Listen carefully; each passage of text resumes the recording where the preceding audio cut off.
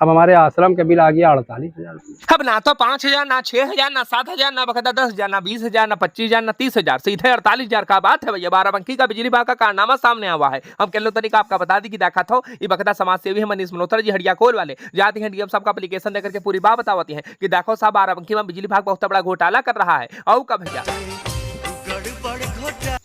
अब गड़बड़ घोटाला और का छोट मोट घोटाला थोड़ी ना भैया। बताओ सब यही तरह के छोटे छोटे उपभोक्ताओं के पास ये बकायदा बिजली बिल अचानक से बढ़कर के कैसे आ जाती है। कोई ना कोई बात तो जरूर हुई है। इससे पहले भी कई बार कारनामा बिजली विभाग का देखा खातर मिला है। बाकी तनिक सुनो में मनीष मल्होत्रा जी डीएम साहब शिकायतों करी है और यही ने भी मंत्री जी से भी कही है। तनिक सुनो मनीष जी, क्या मामला था? डीएम ऑफिस आए थे आज आप? ऐसा है शिवम भाई, आज हम जो आए हैं ये जो मध्यांचल विद्युत वितरण निगम बाराबंकी को बिजली आपूर्ति करता है उस संबंध में आज जो एक घोटाला चल रहा है उसके संबंध में आज हम जिलाधिकारी महोदय से मिले।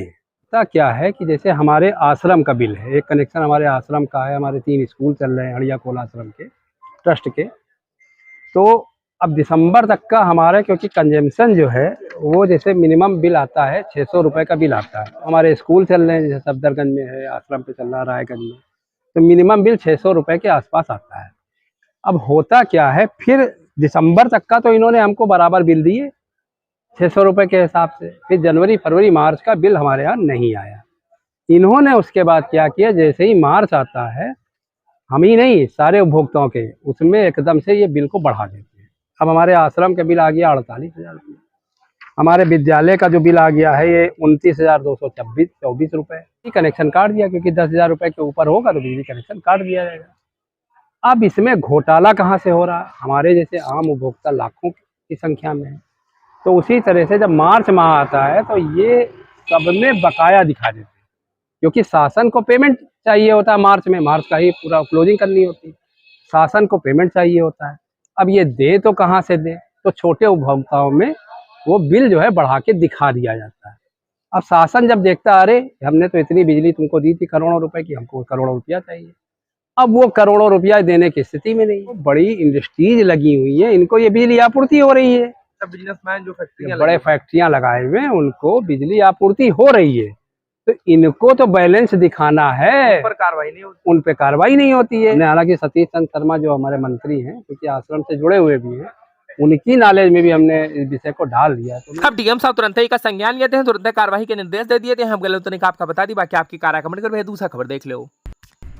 अब क्यों देखो भैया बुलडोजर चलेगा, खबर चला। हम गलत तरीका आपका बता दी कि देखो भैया अपने बाराबंकी के एसडीएम साहब नवाबगंज के आनंद तिवारी जी बहुत एक शर्मा दिखाई दे रहे हैं। वैसे प्लाटिंग पर लगाम लगावे खातिर देखा तो ताबड़तोड़ कार्रवाई शुरू करती है। अब ये बाराबंकी शहर के भैया देखा तो बड़ेल के पास है एक छोटी बखता समृद्धि इंफ्राटेक पड़ जाती है। बिना नक्शा पास कराए भैया प्लाटिंग शुरू कर देना होना का था भैया। जैसे एसडीएम साहब को पता चला तो तुरंत बुलडोजर लेके पहुंच जाती है और कार्रवाई शुरू कर देती है। हड़कम मच जाती है।